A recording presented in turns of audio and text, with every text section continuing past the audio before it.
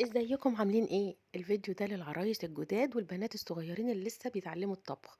هنعلمهم النهارده يعملوا الرز الابيض المفلفل، وسر لونه الابيض ايه، وازاي يبقى مفلفل معانا وما يعجنش. الرز ده بينفع مع السمك اكتر حاجه، لان احنا هنعمله بزيت. هيبقى زيه بالظبط بتاع الفته، بس هنعمله بسمنه. رز السمك المشوي طبعا بيبقى ابيض زي كده. هقول لكم ليه بيبقى لونه ابيض كده. هتشوفوا دلوقتي معايا في الفيديو التركات اللي تخلي الرز معاكوا ناجح ولونه ابيض ومفلفل وما يعجنش. اول حاجه هنحط حوالي 4 معالق زيت على كوبايتين رز. الكوبايتين الرز هنكون غاسلينهم كويس جدا. هنستنى الزيت يسخن شويه، وبعد كده هننزل عليه بالرز. هنحط الملح حسب الرغبه، يعني نحط في الاول نص معلقه، لو عايزين اكتر نحط، لو عايزين اقل نحط. هنقلب تقليبه كويسه. اهم حاجه ان الرز يتشوح كويس جدا في الزيت، يعني مش هياخد لون ولا حاجه، بس الميه بتاعته تنشف، يكون مغسول. فاحنا هننزله على الزيت مغسول ينشف كويس جدا، والزيت يغلف كل رزايه كده. هنضمن اللي هو طالع مفلفل معانا وناجح 100%. هنحط ربع معلقه فلفل اسود. هنحط نص معلقه بصل بودر، هيديله نكهه حلوه جدا وهيتبل الرز ويخليه مبهر، والطعم هيبقى حلو قوي. الحاجة كمان اللي ناخد بالنا منها، المية لازم تبقى مغلية. مية الرز لازم تبقى مغلية، ما تبقاش ساقعة من الحنفية. كده الرز برضو مش هيعجن معانا. يبقى احنا عرفنا سر الفلفلة.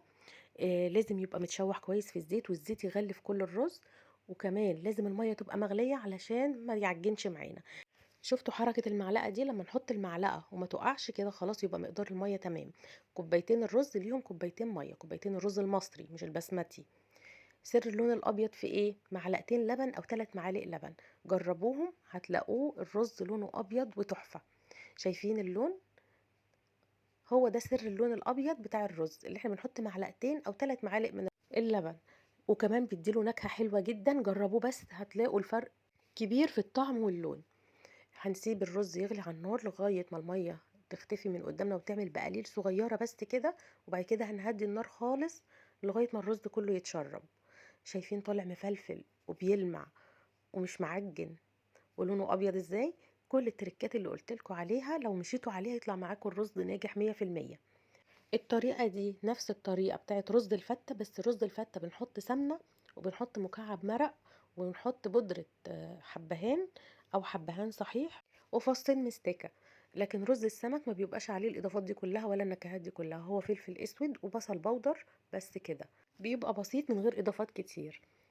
كده اتعلمنا النهاردة الرز الأبيض بتاع السمك. ومقدار المية للرز المصري في كل أنواع الرز هي 1 كوباية رز لكوباية مية.